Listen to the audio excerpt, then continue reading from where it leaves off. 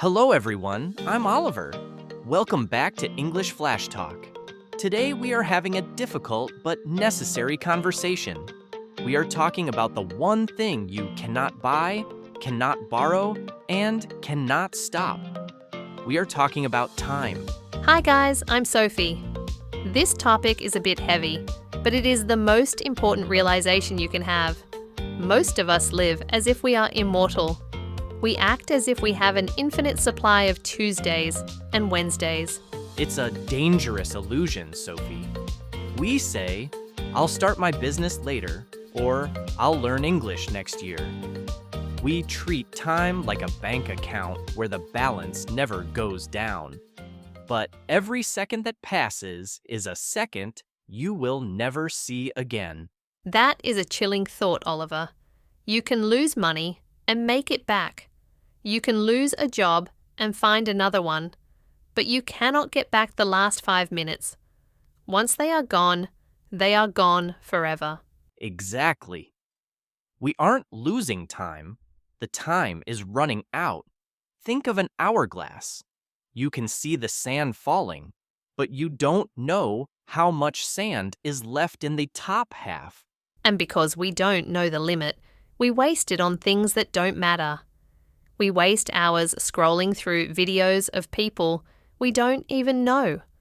We waste days worrying about problems that never happen.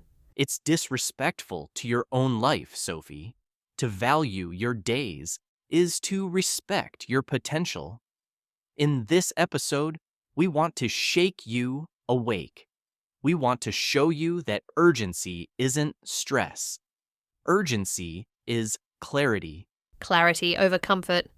I'm ready for this wake-up call, because waiting for the right time is the same as waiting to die without trying. Harsh, but true. Let's explore why someday is the most dangerous word in the dictionary. So, Sophie, let's diagnose the most common illness in the world. I call it someday syndrome. It is the habit of pushing your potential into a future that doesn't exist. Oh, I know that disease, Oliver. It's when you say, someday I will be fluent in English. Someday I will start my own business. Someday I will travel the world. It feels like a promise, but it's actually a lie. Exactly. Because someday isn't a day on the calendar. If you look at a planner, you see Monday, Tuesday, Wednesday, but you never see someday. It is a mythical land where nothing ever happens. It's comfortable, though. Saying a someday allows you to feel good about your dreams without doing the scary work today. It's procrastination with a smile. It's a trap, Sophie. While you are waiting for someday, your life is leaking away. Every time you say it, you are telling your subconscious, this dream isn't important enough for now. That is so sad. We treat our passions like leftovers. We say, if I have time at the end of the year, I will do it.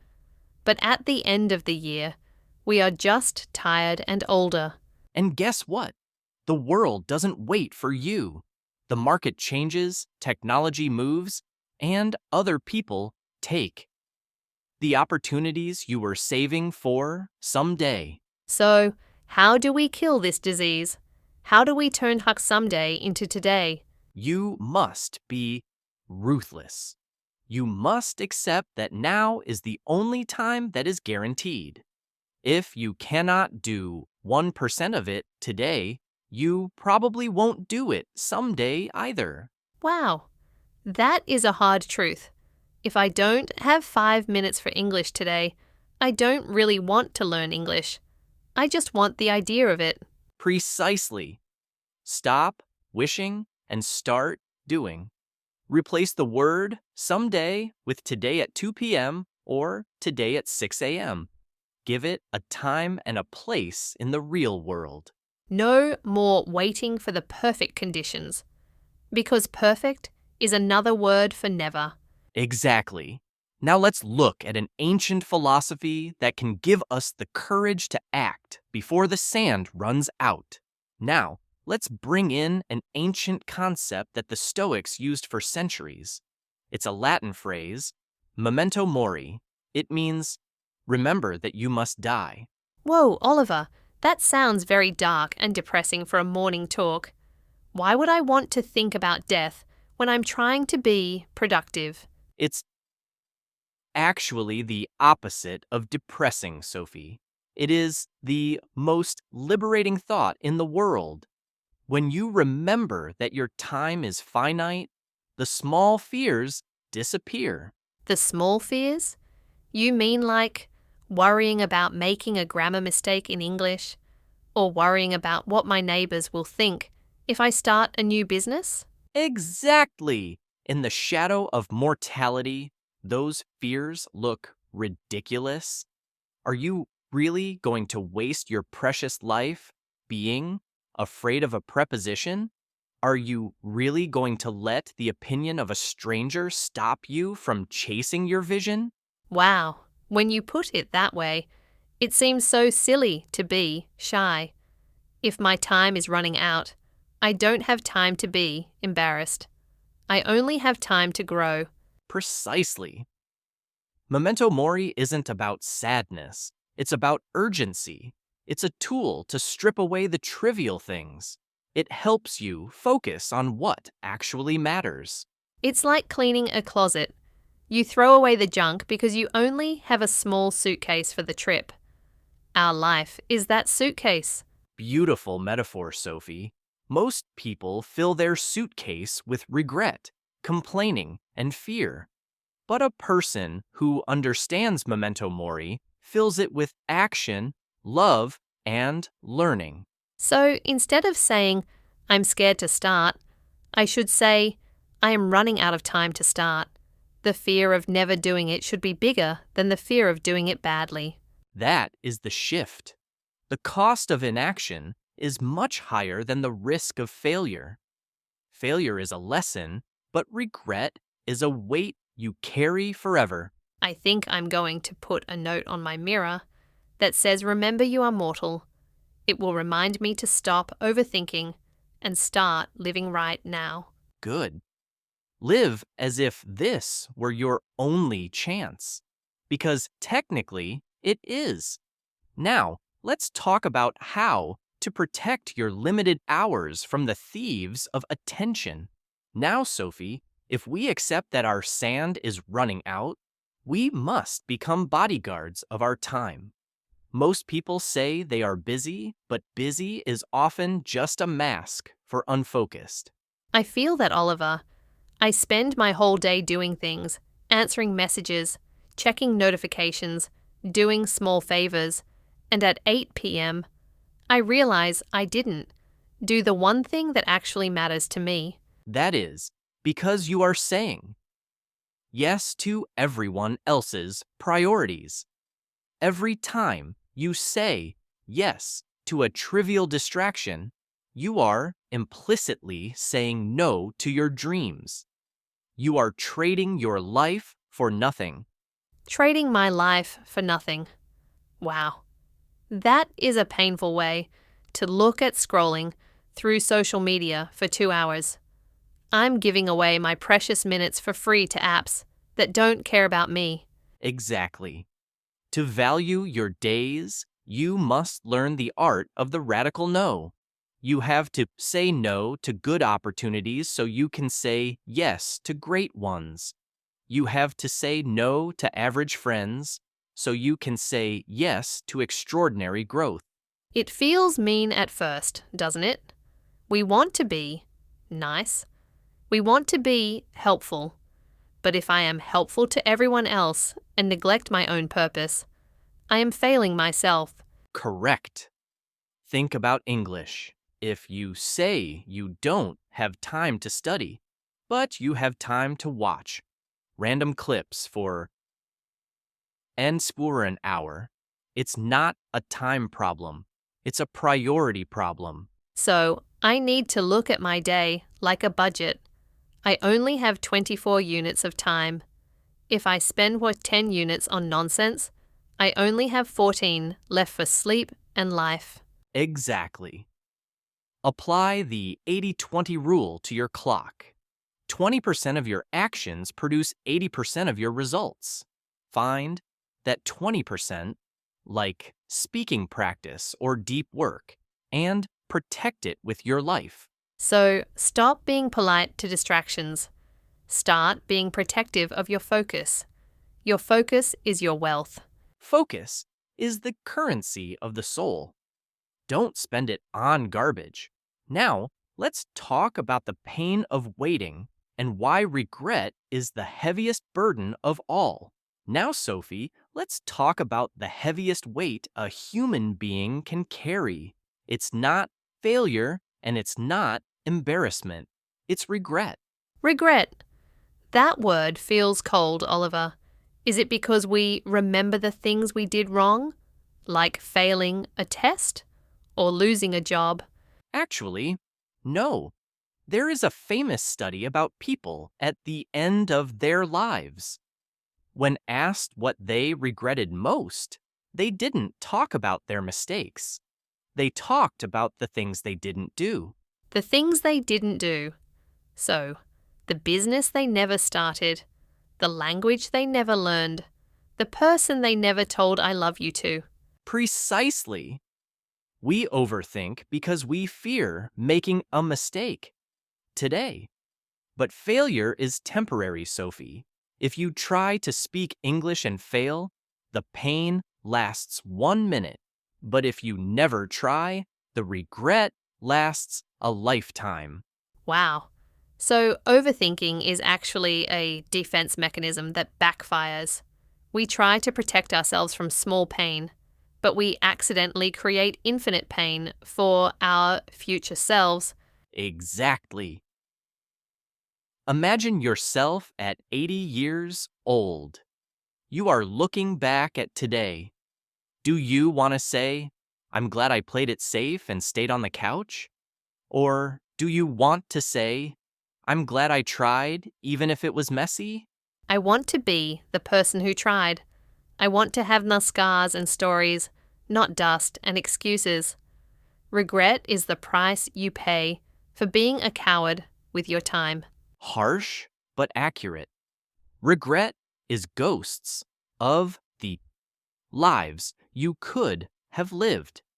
Every time you let a day pass without moving toward your purpose, you are creating a ghost.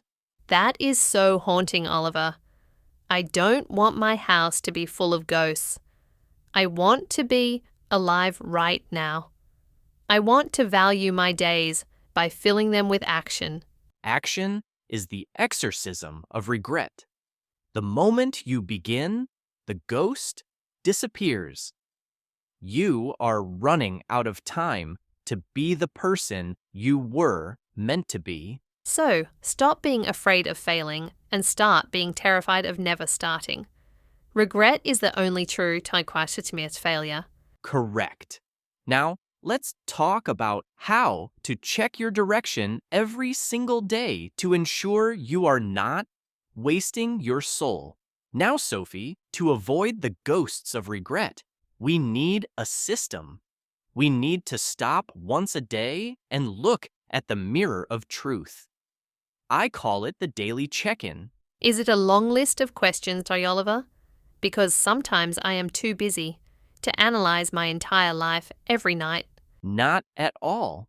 It is just one brutal question. You ask yourself, if today were my last day, would I be proud of how I spent it? Wow. That is a heavy question, Oliver. If I spent 4 hours arguing on the internet or worrying about what people think of my English, the answer is no. I would not be proud. And that is the point, that no is your compass. It shows you that you are off track. Living with intent isn't about being perfect. It's about being aware. So if I hear that no, I know I need to change my actions like tomorrow. I don't let the days just blend into each other. I don't let one bad week turn into a bad year. Exactly. Most people sleepwalk through their lives. They wake up at 50 years old and wonder where the time went. They lost the intent. They stopped checking the compass. It's like sailing a boat, right? If you are off by 1 degree, nothing happens in 1 mile. But in 1,000 miles, you are in a different continent. Exactly. Intent is the rudder. You must touch it every day. Ask yourself, did I contribute today? Did I learn today? Did I love today? And even if the answer is small, like, I practiced English for 10 minutes, or I started my business plan, that is a yes. That is a win. A huge win, because you are honoring your time. You are saying, my days have value. My dreams have weight. So, stop living by accident. Start living by design.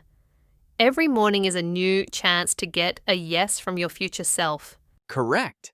Now, it's time for the final push. Let's talk about why you must.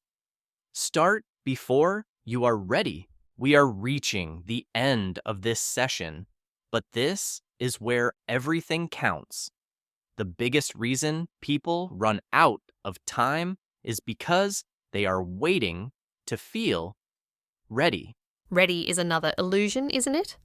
We think that someday we will have all the answers and zero fear.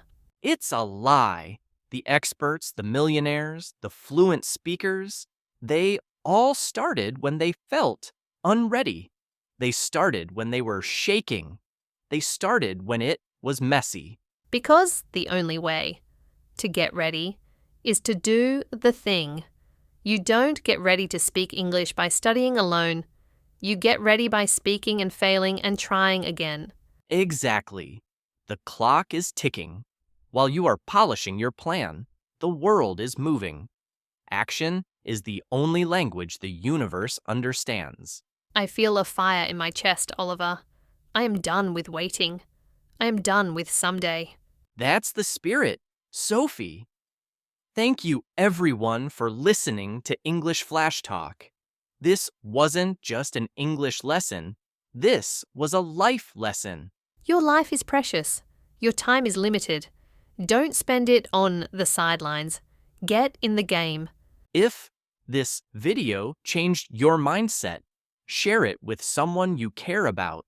Help them wake up too. Subscribe to stay part of this community of brave learners. We are all in this race against the clock together. Leave a comment and tell us, what is the one thing you are starting today? No excuses. Valuing your days is valuing what yourself. Go make it happen. Stop overthinking. Start living and keep flashing. We'll see you in the next flash. Goodbye, everyone. Goodbye. Bye.